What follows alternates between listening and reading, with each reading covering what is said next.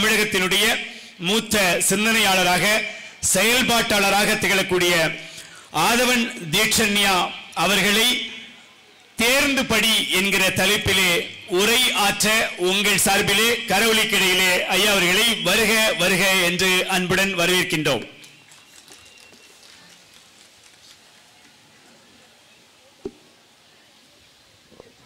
அனைவருக்கும் வணக்கம்.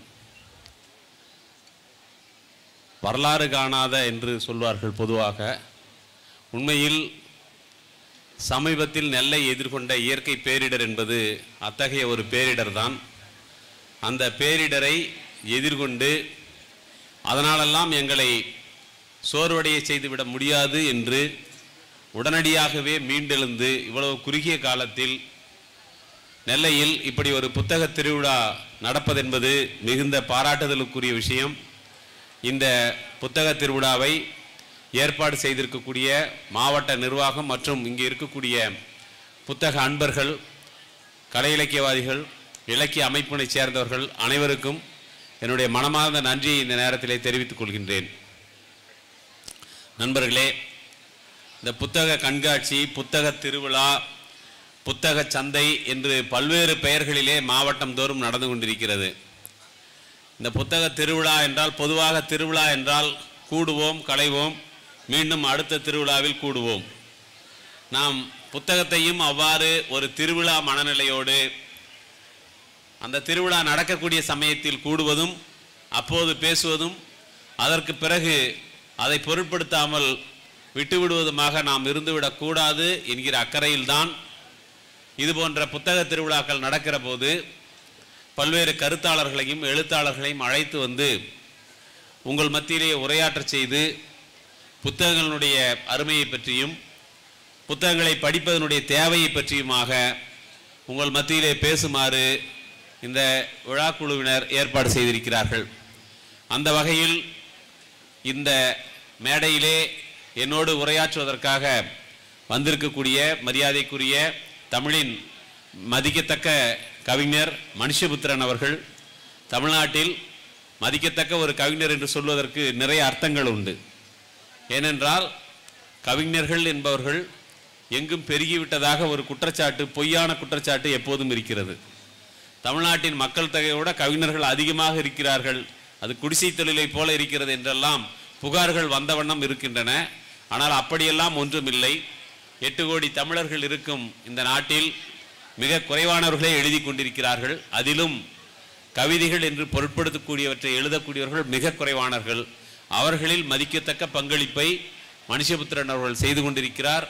அவருடைய உயிர்மை பதிப்பகம் பல்வேறு நூல்களை தொடர்ந்து வெளியிட்டு தமிழின் அறிவு பரம்பலுக்கு மிகப்பெரிய பங்காற்றி கொண்டிருக்கிறது. அந்த வகையிலே அவரும் இந்த மேடையிலே இருப்பது என்பது மிகுந்த மகிழ்ச்சிக்குரியது. தொடர் நாரும்புநாதன் போன்றவர்கள் இங்கே தொடர்ச்சியாக எங்களை போன்றவர்களை அழைக்க வேண்டும் என்பதிலே விருப்பத்தோடு பல முயற்சிகளை மேற்கொண்டு இன்றைக்கு நாங்களும் இங்கே வந்திருக்கின்றோம். நண்பர்களே, நெல்லைக்கு வருகிற போதெல்லாம் எனக்கு ஒரு கேள்விதான் எப்போதும் இருக்கிறது. அந்த கேள்வியை இன்றைக்கு உங்கள் முன்னால் வைத்துவிட்டு செல்கிறேன். நீங்கள் உடனடியாக எனக்கு பதில் சொல்ல வேண்டும் என்று அவசியமில்லை. கொஞ்சம் நிதானமாக கூட நீங்கள் யோசிக்கலாம். நெல்லை என்றால் இது கல்வியிலே சிறந்த ஒரு பகுதி என்கிற ஒரு பெயர் இருக்கிறது. நெல்லை என்றால் அது தென்னாட்டின் ஆக்ஸ்போர்ட் என்று ஒரு பட்டம், புகழ் எல்லாம் உங்களுக்கு இருக்கிறது. ஒரு தென்னாட்டின் ஆக்ஸ்போர்ட் என்று சொல்லக்கூடிய இந்த பகுதியில்தான் தமிழகம் அஞ்சத்தக்க வகையில் தமிழ்நாட்டின் அரசாங்கமே நீதிபதி சந்துரு அவர்கள் தலைமையிலே ஒரு குழுவை அமைத்து கல்வி நிலையங்களில் நிலவக்கூடிய சாதிய பாகுபாடுகள், சாதிய உணர்வு, இதையெல்லாம் எப்படி போக்குவது அல்லது சரி செய்வது என்பதை பற்றி ஆராய்வதற்காக ஒரு குழுவை ஏற்படுத்தியிருக்கிறது.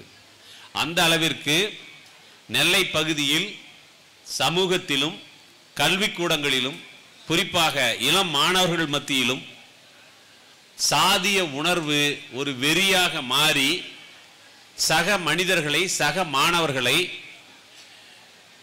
கொன்றொழிக்கக்கூடிய அல்லது கொலை வெறி தாக்குதல் நடத்தக்கூடிய அல்லது ஒதுக்கி வைக்கக்கூடிய அல்லது சாதி ரீதியாக தங்களை தாங்களே சிறிய கூட்டுக்குள் அடைத்துக் கொள்ளக்கூடிய, பரந்த இந்த உலகத்தில் இருக்கக்கூடிய எல்லா மனிதர்களையும் சமம் என்று கருதாமல் பாகுபாட்டுடன் பார்க்கக்கூடிய ஒரு மனோபாவம் நெல்லை பகுதியில் மேலோங்கி வருகிறது. இந்த மனோபாவம் வெறும் நெல்லை மட்டும் இல்லாமல் இன்றைக்கு மாநிலம் முழுவதும் நாம் கவலை கொள்ளத்தக்க அளவில் பரவிக்கொண்டிருக்கிறது. கல்வி வளாகங்கள் சமத்துவத்தின் தொட்டிலாக இருக்க வேண்டிய கல்வி வளாகங்கள், சமத்துவம் என்கிற சிந்தனையை சமூகம் முழுவதற்கும் கொண்டு சேர்க்க வேண்டிய கல்விக்கூடங்கள் எப்படி சாதிய சிந்தனை மேலோங்கும் இடமாக மாறிக்கொண்டிருக்கிறது என்கிற கவலையை தமிழ்நாடு அரசு மிகுந்த பொறுப்புணர்ச்சியோடு இன்றைக்கு எதிர்கொண்டிருக்கிறது. அதற்காக உருவாக்கப்பட்டிருக்கக்கூடிய நீதிபதி சந்துரு ஆணையத்தின் முன்னால் பல்வேறு சமூக அமைப்புகள் தங்களுடைய கருத்துக்களை தெரிவித்திருக்கிறார்கள். அதிலே ஒன்று, மாணவர்கள் 8 மணி நேரம் கல்வி வளாகத்திற்குள் இருக்கிறார்கள் என்றால் பெரும்பான்மையான நேரம், அதில் 2 மடங்கு நேரம் சமூகத்திலே, வீட்டிலே, வீதியிலே, உறவினர்கள் மத்தியிலே, நண்பர்கள் மத்தியிலே இருக்கிறார்கள். அவர்கள் என்ன சொல்லுகிறார்களோ அந்த சிந்தனைகளை தான் கூடுதலாக உள்வாங்கி கொண்டு அதே சிந்தனைகளோடு பள்ளி வளாகத்திற்கும் வருகிறார்கள். அவ்வாறு வரக்கூடியவர்கள் தான் தங்களுடைய சக மாணவர்களை, சக ஆசிரியர்களை சாதிய கண்ணோட்டத்தில் பார்க்கக்கூடியவர்களாக மாறுகிறார்கள் என்று ஒரு செய்தியை சொல்லியிருக்கிறார்கள். அப்படியானால் நாம் இப்போது ஒரு கேள்வியை எழுப்பிக் கொள்ள வேண்டியிருக்கிறது. நெல்லை என்பது தென்னிந்தியாவின் ஆக்ஸ்போர்டா அல்லது சாதிய படுகொலைகளின், சாதிய வன்முறைகளின் பிறப்பிடமா என்கிற ஒரு கேள்வியை நாம் எழுப்பிக் கொள்ள வேண்டியிருக்கிறது.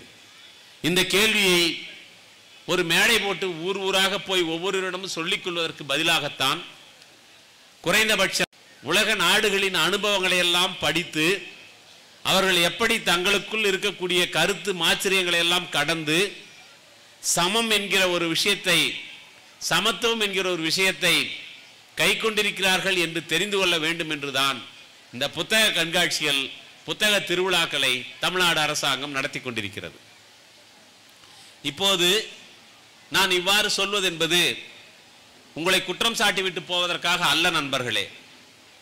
ஒரு படித்த ஒரு நாகரீக சமூகம், ஒரு 2023ஆம் ஆண்டிலே வாழ்ந்து கொண்டிருக்கின்ற ஒரு சமூகம் இன்னமும் தன்னுடைய சக மனிதரை அவருடைய பிறப்பின் அடிப்படையில் அவருக்கு எவ்வளவு அறிவு இருந்தாலும், எவ்வளவு திறமை இருந்தாலும், எவ்வளவு ஆளுமை திறன் இருந்தாலும் அவரை பாலின ரீதியாக பெண் என்றோ அல்லது ஒரு மாற்று பாலினத்தவர் என்றோ அல்லது குறிப்பிட்ட சாதியிலே பிறந்தவர் என்றோ அல்லது குறிப்பிட்ட மதத்தை சேர்ந்தவர் என்றோ புறக்கணிப்பதோ, பாகுபாடாக நடத்துவதோ, அவர் மீது தாக்குதல் தொடுப்பதோ அல்லது வெறுப்பை பரப்புவதோ மிகவும் அநீதியான விஷயம் மட்டுமல்ல, கேவலமானதும் கூட. ஒரு நாகரீக சமுதாயம் என்று சொல்லிக் கொள்வதற்கான உரிமையை நாமே விட்டு கொடுக்கக்கூடியதாக இருக்கும். அந்த வகையில் நெல்லை பகுதி மக்களாகிய நீங்கள் உங்களை நீங்களே ஒரு ஆத்ம பரிசோதனைக்கு உள்ளாக்கி கொள்ள வேண்டும் என்கிற ஒரு வேண்டுகோளை நான் இந்த இடத்திலே முன்வைக்கின்றேன். இவ்வாறு சொல்வதன் காரணமாக தமிழ்நாட்டின் மற்ற பகுதிகள் எல்லாம் அப்படியே சமத்துவ பூங்காவாக பூத்து குலுங்குகிறது என்று அர்த்தமில்லை. தமிழ்நாட்டின் மற்ற பகுதிகளிலும் ஒவ்வொரு 15 நிமிடங்களுக்கும் ஒரு சாதிய வன்கொடுமை, ஒவ்வொரு 15 நிமிடங்களுக்கும் ஒரு பாலியல் வன்கொடுமை நடந்து கொண்டிருக்கிற அகில இந்திய சராசரியிலிருந்து தமிழ்நாடு அப்படி ஒன்றும் பின்வாங்கி போய்விடவில்லை அல்லது குறைந்து விடவில்லை. தமிழகமும் இந்த விஷயத்தில் அகில இந்திய அளவில் போட்டி போட்டுக் கொண்டிருக்கிறது.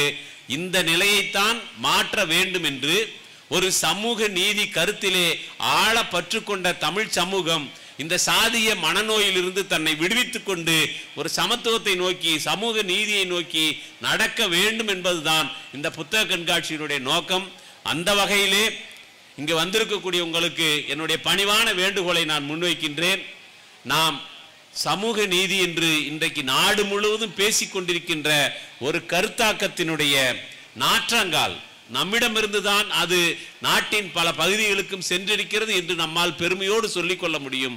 அப்படிப்பட்ட ஒரு இடத்திலிருந்து இது போன்ற நம் தமிழ் சமூகத்தினுடைய தொன்மையான, வழமையான, பாரம்பரியமான நாகரிகத்தை கேவலப்படுத்தக்கூடிய எந்த ஒரு செயலையும் நாம் செய்யக்கூடாது என்று உங்களிடம் நான் மன்றாடி கேட்டுக்கொள்கின்றேன். கீழடியை இன்றைக்கு அகழ்ந்து கொண்டிருக்கிறார்கள். இங்கே ஆதிச்சநல்லூர் அகழ்வாராய்ச்சி நடந்து கொண்டிருக்கிறது. பல்வேறு இடங்களிலே கிடைக்கக்கூடிய அகழ்வாய்வு சான்றுகள் எல்லாமே நாம் எந்த ஒரு குறிப்பிட்ட கடவுளுக்கோ எந்த ஒரு குறிப்பிட்ட மதத்துக்கோ எந்த ஒரு சாதிக்கோ உரியவர்கள் அல்ல, நாம் இணங்கி வாழ்ந்த ஒரு சமூகம் என்பதை பறைசாற்றுகின்றன. அப்படி இருக்கக்கூடிய ஒரு சமூகத்தினுடைய தற்கால குழந்தைகளாகிய நாம் இவ்வாறான அற்ப விஷயங்களின் பேரால் பிரிந்திருப்பது என்பதோ நம்மை நாமே பாகுபடுத்திக் கொள்வது என்பதோ ஒரு நாகரிக சமூகத்திற்கான அடையாளமாக இருக்காது. அதை நீங்கள் துறக்க வேண்டும். இப்படிப்பட்ட இழிவான அடையாளத்தை நீங்கள் துறக்க வேண்டும். தமிழ்நாடு முழுவதும் நெல்லையில் ஏற்படக்கூடிய இந்த மனமாற்றம் பரவ வேண்டும் என்று இந்த நேரத்திலே நான் கேட்டுக்கொள்கின்றேன்.